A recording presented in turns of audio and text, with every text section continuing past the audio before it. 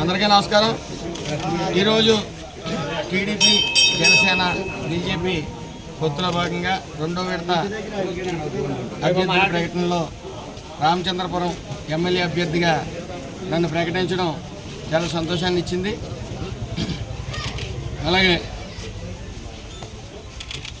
ఈ యొక్క రామచంద్రపురం ఎమ్మెల్యే అభ్యర్థిగా ప్రకటించినందుకు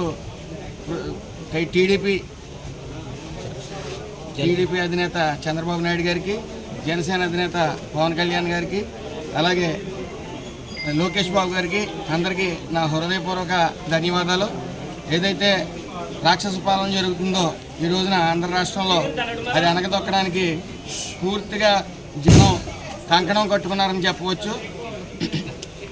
అదేవిధంగా మొన్న బీసీ డిక్లరేషన్లో కానీ బీసీ డిక్లరేషన్ని బీసీలు అందరూ కూడా స్వాగతిస్తూ ఉన్నారు.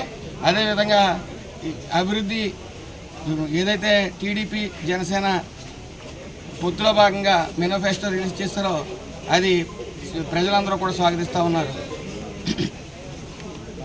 దీని ముఖ్యంగా రామచంద్రపురం ప్రజలు నా బ్యాక్ బోన్లో నిలిచి మరి అనేక సర్వేల్లో సుభాష్ యొక్క అభ్యర్థత్వాన్ని వాళ్ళందరూ నిలబెట్టారు.